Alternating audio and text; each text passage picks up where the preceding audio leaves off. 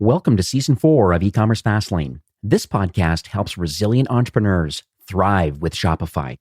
And now on to episode 159.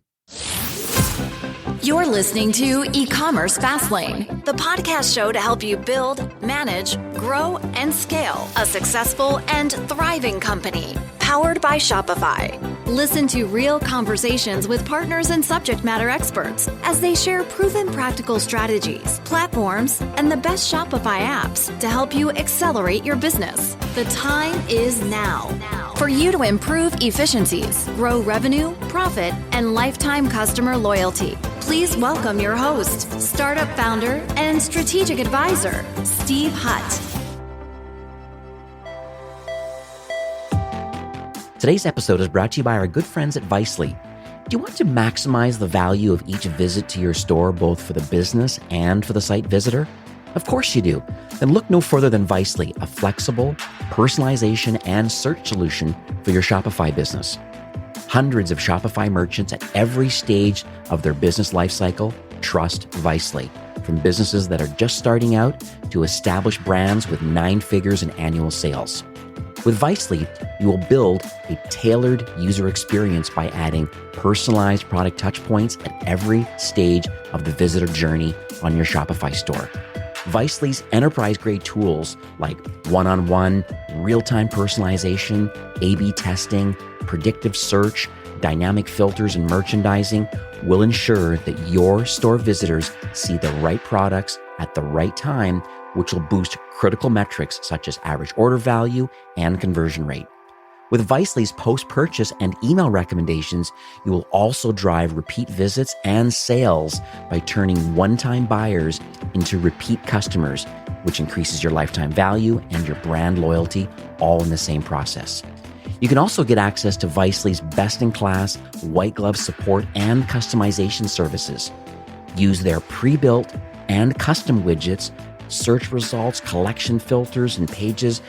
Everything works together as far as building your brand experience perfectly. And all of this with blazingly fast response times too. So don't leave revenue on the table and don't waste the opportunity to convert visitors into loyal customers. Start today and find out how much Visely will benefit your Shopify business. Head on over to Visely.io or search for Visely in the Shopify App Store to begin your 14-day free trial.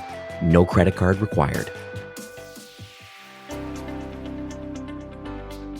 Hey there, it's Steve, and welcome back to the E-commerce Fastlane podcast. Now, if this is your first time listening, this is an e-commerce show where we have honest and transparent conversations about building and thriving with your store powered by Shopify or Shopify Plus. If you're an ambitious, lifelong learner, then you're in the right place today. New episodes are available twice weekly with your favorite podcast player like Apple Podcast, Stitcher, Google Play, Spotify, and many more. You can also stream a very relevant current episodes directly from ecommercefastlane.com. In today's episode, my guest is Connor Sherline, who's the CEO and co-founder of Co-op Commerce, and they're an interesting collaborative commerce platform that's helping Shopify brands to partner seamlessly together and acquire customers together at scale. And it's actually quite easy. Essentially what they're doing is they're like a partnership platform for modern brands. It's really interesting. It's amazing technology. I want to jump in now. I want you to learn more about how you can boost some sales through these partnerships with other entrepreneurs and just finding solutions to build lifetime value. So let's jump in and learn more. So hi, Connor. Welcome to E-commerce Fastlane. Thanks so much for having me. I'm excited to be here. All right. I know we've been pinging our calendars back and forth a bit. It's been massively busy. E-commerce is such an interesting place to reside, especially in the B2B world right now. And that's who's listening today are entrepreneurs, either brand owners, marketing people, or want to be people in e-commerce. And they're looking for the latest kind of information, like what's hot? How can I accelerate my business? And I thought it'd be great to get you on the show today because you have a very unique platform that I don't believe many have heard of before. They may understand the partnership arrangements potentially of finding other complementary products or just trying to build relationships with other entrepreneurs, maybe to expand your product mix. And I think those things have been out in the market, but you go about it in a completely more unique way than most. So Let's talk first on a high level, like what does your platform do, this co-op commerce, and the problems that you're solving for Shopify store owners? Yeah. So we started co-op in the midst or in the background of rising customer acquisition costs. Especially in the last year, we've seen costs go through the roof on Facebook, Instagram, Google. And as such, we thought long and hard about ways we could improve brand abilities or Shopify store's abilities to gain net new customers. And one of the ideas that came about was, well, what about the stores? They all have customers of their own. They all have different segments of audiences that are relevant to each other. How about we make it easy for them to partner? So the way that I like to describe co-op is it's first and foremost a community of brands. And second, it's a set of tools that enable cross-promotion and cross-selling in between brands with ease. No, I love that because I think the whole idea of building this community of relatable brands, I think is super important. But you guys go about it a little bit differently. So I think we need to dig a little more into, like, I think there's some things about your platform that are a little bit unique. There's this collaborative commerce I see being thrown around a bit on your website and I know in social. So let's dig in on that a little bit. Yeah. So the way that it works right now with our first product is immediately after you've captured a sale, you show complementary products of other brands to your customer. And the reason why any brand would do that is because in return for showing other brands post-purchase, you yourself earn placement across the network.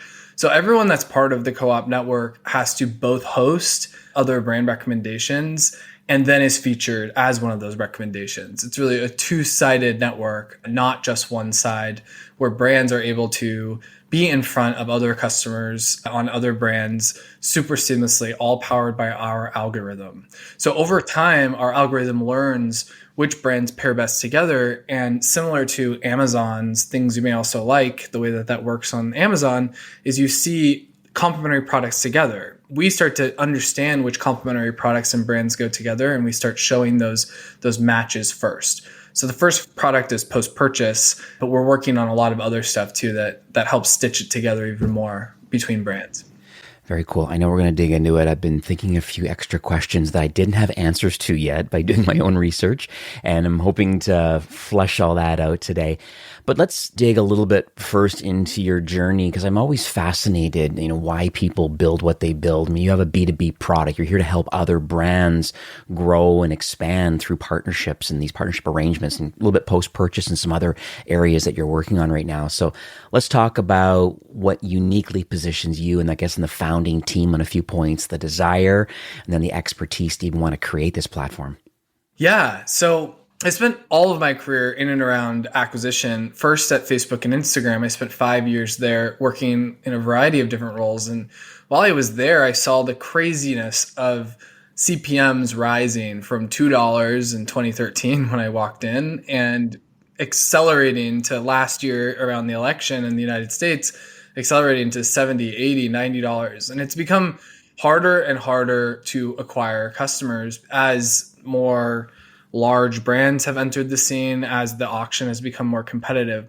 So that was really interesting to me. And on that same note, what was also interesting to me is how Facebook had become the place to discover many of these Shopify brands. Many of these individual brands excel at a specific area, make an amazing product within a specific segment, and go to Facebook and Instagram for that distribution. Unfortunately, that distribution has become really, really expensive. After I left Facebook, I went to Affirm, and I was at Affirm, the payments company, the point of sale payments company, for a little bit over a year. And there I just learned a lot more about the e-commerce businesses themselves. What makes them tick, about their conversion funnel, like where are the places that it makes most sense to activate. And I started talking to a bunch of different merchants about the idea of cross promotion. You have these merchants, many merchants with very limited amounts of SKUs. They only sell, 3 to 5 products. Their customers indeed need more than one thing. So cross promotion was an idea that I floated while I was at Affirm. And while I was there, I just learned that the place that made the most sense to do cross promotion was post-purchase, after you've captured a sale, to mitigate that risk. So we decided to start our first product post-purchase and build out an experience there that helps brands understand, not only drives net new conversions and net new customers, but helps brands understand which products and which brands pair well with their brand so that they can initiate and activate more holistic partnership strategies with those brands. One thing I've noticed is these acquisition costs. I totally agree with you. They're definitely rising. I mean, you probably know I have a book of business. I have quite a few brands that I manage, and it's been an ongoing dialogue every month with the brands that just this CAC, this customer acquisition costs keep rising, especially on Facebook and Instagram. And I think you have a very unique, well, number one, being part of Facebook at one point, so you have a little bit of insider knowledge. But, the other thing is just like, it just seems to me like a lot of brands are competing kind of against each other, and it appears like Facebook is actually kind of winning this kind of war. So I just would love to hear kind of like what you feel is going on in the marketplace, and is that why you've built Co-op? Well, I think the thing that's most interesting and revealing about Facebook and Google was in this last earnings call. Facebook talked about iOS 14.5 making targeting worse on Facebook, yet the market reaction to that was a surge in price of their stock, not a decrease, right? And the reason why is because if CPMs go up on Facebook, Facebook is going to make more money. Facebook doesn't plan on increasing inventory. And if anything, after the pandemic, people are going to be spending a lot less time on these platforms because they're going to be going on with their lives and going back to work. So the usage of these platforms is probably going to go down in terms of time spent, which means the inventory available for advertisers is going to go down. And with less effective targeting, the only thing that can happen within an auction dynamic is the price will go up. So what you end up having is all of these brands that are going after the same target audience, all getting into a bidding war with each other, even though they are not competitive products. So they're spending, you have Huggies, all of these huge CPG brands like P&G, all competing against all of the direct-to-consumer brands that are maybe selling into the same audience. And those direct-to-consumer brands really can't beat P&G, their $19 billion budget. So the idea is like, how do you help complementary brands partner together to lower customer acquisition costs, and hence our name, Co-op, their ad dollars, Co-op their initiatives, so that everyone wins.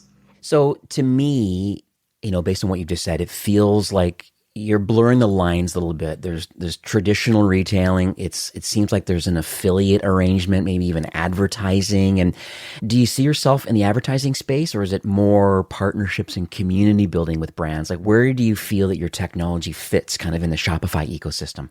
That's a great question, because our business is, as I mentioned, and as you alluded to, just super unique. Like we're exposed to tens of thousands, almost 1 million customers every month, actual end customers. And then we have over 500 brands on our platform.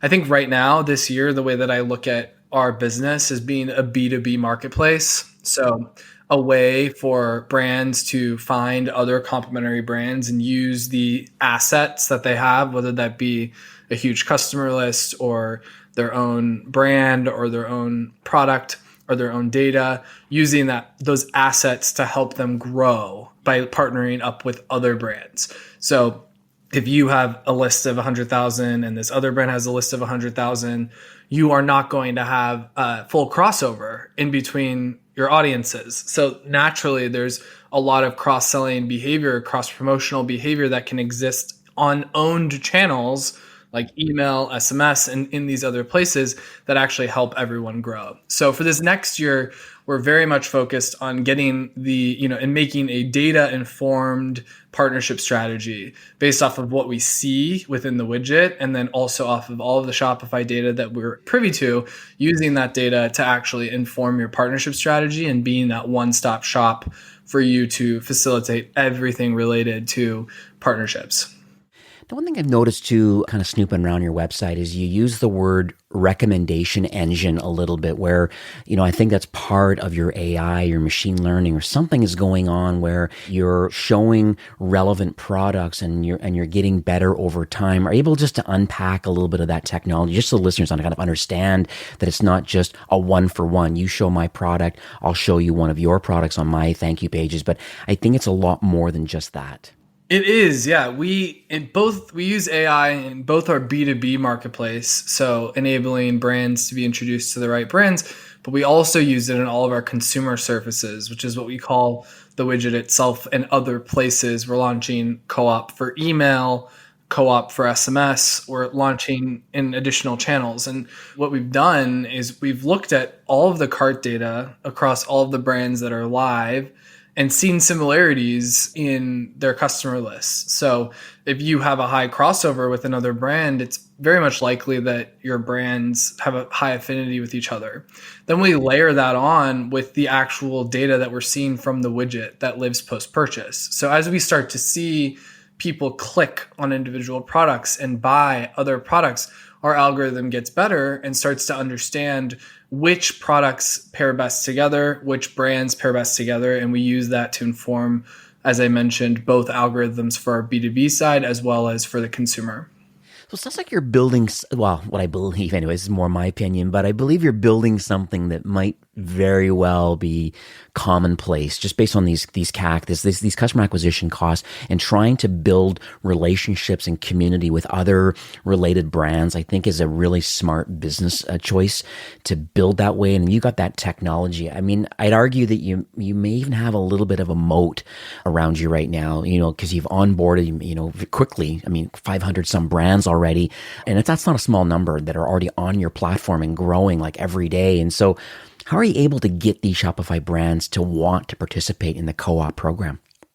Yeah, I think at the end of the day, it's looking at all of the goals of our merchants and segmenting them appropriately and understanding what was most important for each one of them. So what we learned is that individual brands are totally fine with partnerships as long as they have full control and are able to select the other brands and the other types of brands that they're featuring. So intentionally, we've been really, really smart at curating this network and making sure that as we're building out our individual co-ops, that we have, I like to actually call them anchor tenants, similar to like retail, finding one hero anchor tenant brand to basically stand up these individual co-ops. So when you get a Caraway or you get a Made in Cookware or you get a Brightland olive oil, it starts to be a magnet for the other brands that either look at those brands as aspirational or as peers to also want to collaborate. So the network and the quality of the network is what's most important. It's definitely the why people come. And then from there, I think that our brands just really believe that our intentions are to help them grow and to build something else besides Facebook and Instagram that they can rely upon for net new customer acquisition. So there's a wave for sure that we're riding of brands being really tired and being very much ready to try something new. And it just happens to be that the something new is also extremely collaborative and community oriented.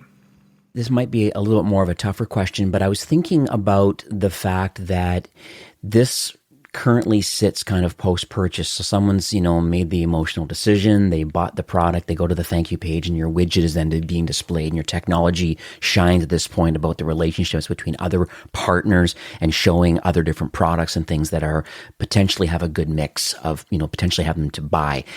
What I find interesting though is that is there a concern by any brand about maybe potentially stealing away a little bit of the average order value? Because there are some post-purchase kind of upsell, cross-selling things that are going on. Or is there any kind of, I'm just worried about like the retention aspect of, hey, they just spent $100. Now they're showing an accessory item that you don't sell, but it seems complimentary, and they pull the trigger on that too. I was just wondering if that's money being lost or how the relationship is. I guess there's two sides to this question. Is like, is it bad that apparently you might be stealing away average order value? Or on the other side, is it actually good that you have a happy customer from two different brands now? I have two ways that I like to answer this. The first is We have upsells. Our widget actually supports same store upsells in addition to cross promotion. We've also built a post purchase offers product that enables you to upsell your own products post purchase. What we've realized is like the more that you surface your products and the more you surface your own offers, the less that it is likely that a complementary brand will be shown. So what we're launching next month is a goal oriented flow. And what that means is, tell us what goal is more important to you. Is it driving net new customers? Most brands definitely feel that that is their number one pain point, but some don't. Some feel that increasing the retention and increasing AOV is more important. So we've built flows. We're calling the product's called Flows.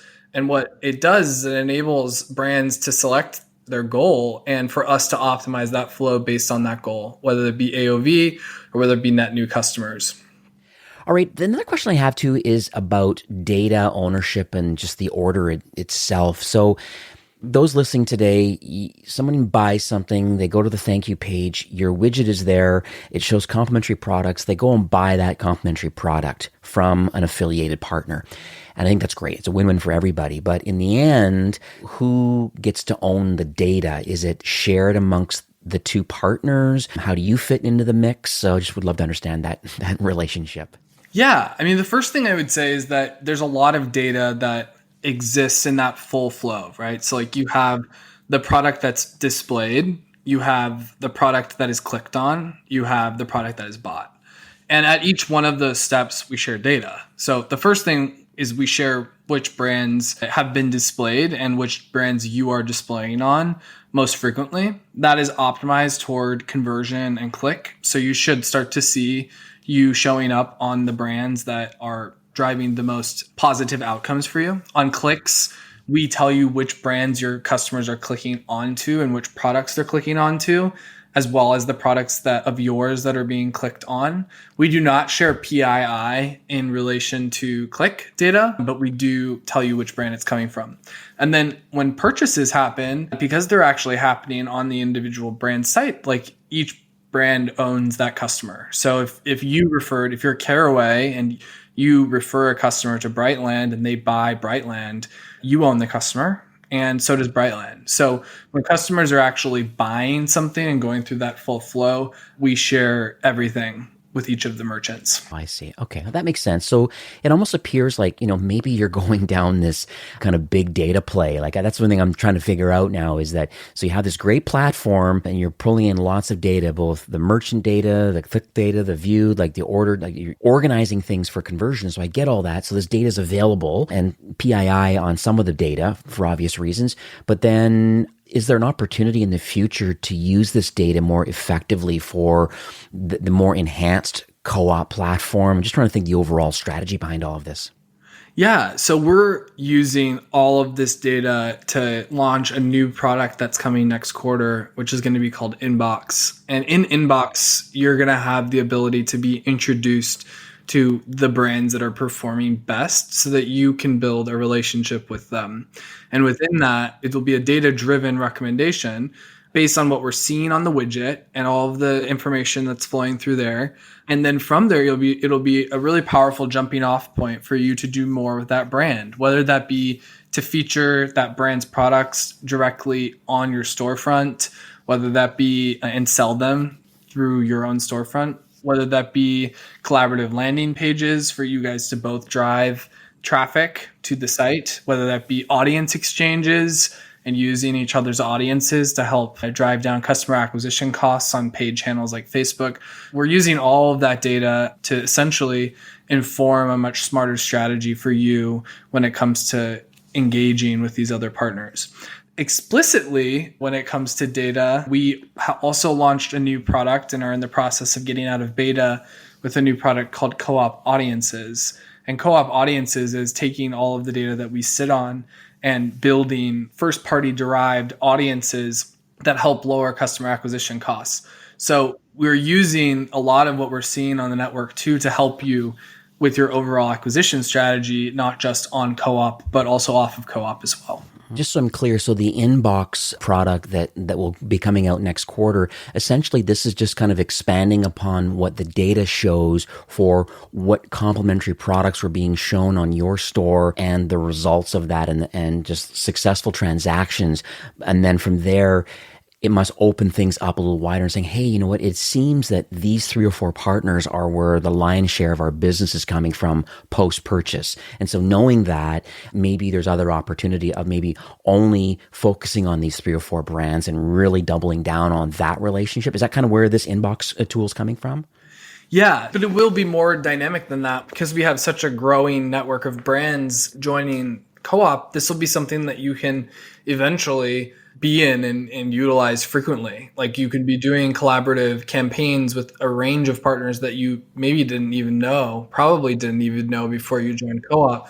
We're essentially building, like right now we have this super interesting widget post-purchase where 500 brands are working together and probably 80% of them have never met the other brand, don't know the other brand. We were basically moving up from that point saying like, hey, you guys are partnering already, FYI. You're showing each other's products post-purchase. They're selling really well. You should do something else. Like you should send an email campaign. You should do a collaborative landing page.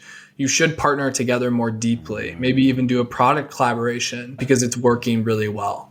It's almost like a brand discovery engine of other successful brands on your platform that maybe your algorithm hasn't even shown the complementary product, or someone's ad this dress, but this other purse company, their ads aren't being shown yet for whatever reason, but you discover them, build a relationship and say, no, I think we're going to try these people because that is in the wheelhouse of kind of what you believe would be a great post-purchase experience by showing that product where your algorithms maybe on their own aren't showing it yet.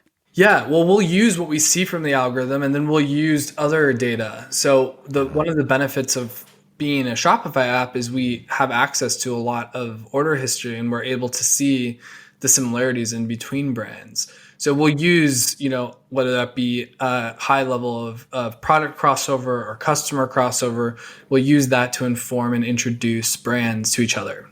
And we'll just kind of keep going down this journey of the data side of it because it's obviously with GDPR and, right, with this Facebook kind of iOS 14 update and just data privacy in general. It's so funny on my phone now. Every app I open now, do you want to accept or decline?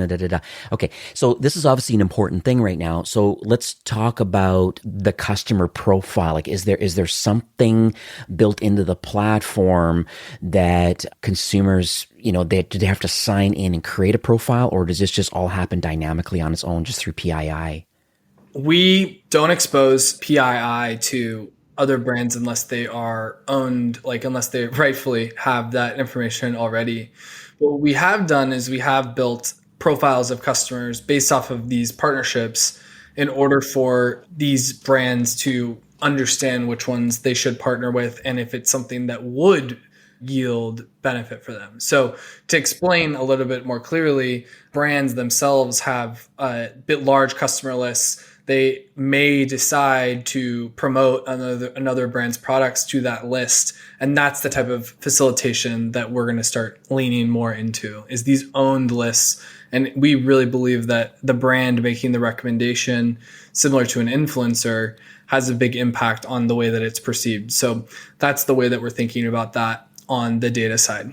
Now, you've shared quite a bit about, I guess, what the current platform can do right now on the post-purchase side. There's lots of things from this inbox to co-op audiences. And I scrambled a whole bunch of notes here. There's lots of stuff that's active now, lots of things coming down the pike too, which is amazing. Are you able to maybe just share, just more in a summary, what you believe is going to be launched by, I guess, the end of 21? At the end of the day, I just want to maybe just share with the audience about, how do you believe you're going to offer value and assistance for Shopify brands that are looking to build these relationships and are looking to expand their sales and their lifetime value?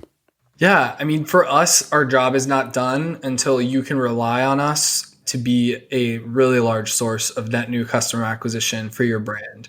So what does that mean from a numbers perspective is we'd like to be between 10 and 30% of a brand's overall net new customer acquisition. And the way that we're facilitating that is over a range of consumer services as well as B2B tools that enable that. You alluded to them. We have an audiences product, we have inbox launching. There's a lot of things that we're launching in order to make that realized, to make that really easy. So we're taking out all of the confusion, all of the 1,600 emails that you might send to get a partnership live, making it super easy, making it super accessible, and making it something you can rely upon to grow. So one last question, probably not one last because I have a pile of them in my brain here now, but it's just like I'm thinking about the transaction that happens post-purchase, back to the dress and the purse example. Buy the dress off one retailer, see the post-purchase offer and say, hey, that's pretty cool. I think I'm going to get that. And they buy that. And they're obviously a Shopify customer, I would suppose. And so I just want to know where, obviously the order is being fulfilled by the purse company, but then is there information or a tagged order or something going on in, I guess, the originating site is saying, hey, just so you know, customer record over here on the main shop, you had a post-purchase transaction through the purse companies or us over here. I just want to understand that relationship because I think there's power in understanding that data that, yes, I sold a dress. Yes, I can probably log into the Co-op Commerce platform and see my other transactions and the relationships of the financial transactions that go along with that post-purchase upsell. But then, and the fact that they're going to fulfill that order, that, the purse company, I just wanted to know how each company knows, because the purse company might say, hey, this is interesting to me that I get to fulfill an order. I got a quote unquote a free order because it was over here on Dresses or Us and now purses, you know what I mean? Like maybe just final clarity on where the customer resides, where the data resides, at least from the customer record perspective of the order. Yeah, so right now, the way that our widget works is we take you from brand A and we take you to brand B, and you see the brand's products on that PDP, and you check that product detail page and you check out from that brand. So it's a referral, right? It's like very simply a referral. Using Shopify's sales channels, though, we're working closely with the Shopify team to make this be way less friction. So we're going to be joining the post-purchase extensions beta that is ongoing right now, and our use case is something that the Shopify team is taking very seriously and enabling cross-store one-click checkout. So immediately after you've checked out, you can add it to your order as if onto the same exact transaction. When that happens, you will have record of that sale and that someone bought that, but then the downstream brand will also have that order injected into their order management system alongside all of the other PII that comes along with that. So it's affiliate relationship, kind of direct click over to the other brand, make your decisions to go buy over there. However, coming down the pike, probably within sometime in 21, it's great to see Shopify is considering that because I think it's a really neat little solution to jointly own the customer and understanding the order history of, hey, had a dress, bought a purse. Both companies should know because they were part of that successful transaction in either direction. Because I like how your platform works where it's one for displaying a product. So, hey, if this store is going to show 10,000 times, then your ad is also going to, or your products are going to be shown 10,000 times on other stores. And I think that's very powerful. So let's talk about how people can learn more about your solution. Where can they go?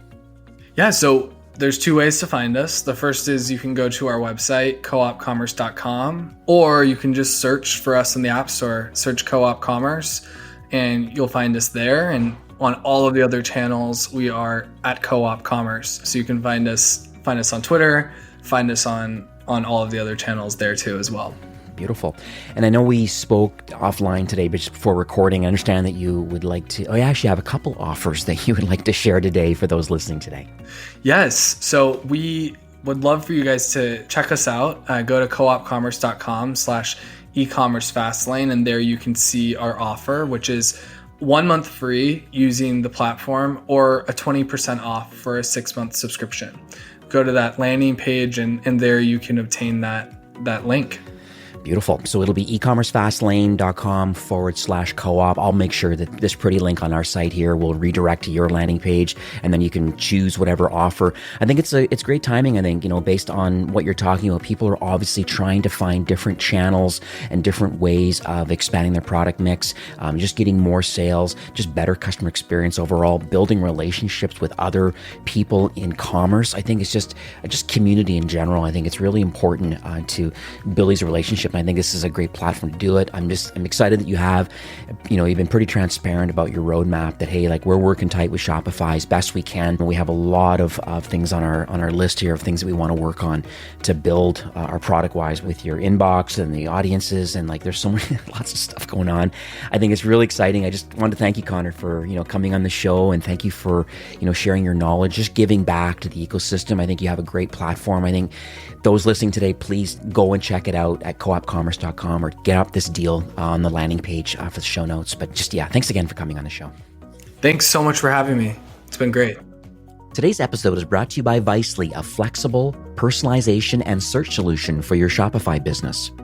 Hundreds of Shopify brands use Visely to grow their businesses, convert store visitors into happy, loyal customers with highly relevant product touchpoints throughout the customer's initial and repeat journeys. With seamless Shopify integration, one-to-one personalization, A/B testing, over 20 pre-built and custom widgets, predictive search, dynamic filters, merchandising, literally everything you need, best-in-class support, it does it all. Visely is the perfect solution for efficient e-commerce teams that are focusing on growing the business and not their workload. So start today and find out how Visely can help accelerate the growth of your Shopify business. Visit Visely.io or search for Visely in the Shopify App Store to begin your 14-day free trial. No credit card required. Well, that's it for today's episode. I'd like to thank you personally for being a loyal listener of E-commerce Fastlane. It's my hope that this podcast is offering you a ton of value through growth strategies, tactics, and exclusive insider tips on the best Shopify apps and marketing platforms, all with my personal goal to help you build, manage, grow, and scale a successful and thriving company powered by Shopify. Thanks for investing some time today and listening to the show. I'm so proud and excited that you have a growth mindset and are a constant learner. I truly appreciate you and your entrepreneurial journey. Enjoy the rest of the week and keep thriving with Shopify.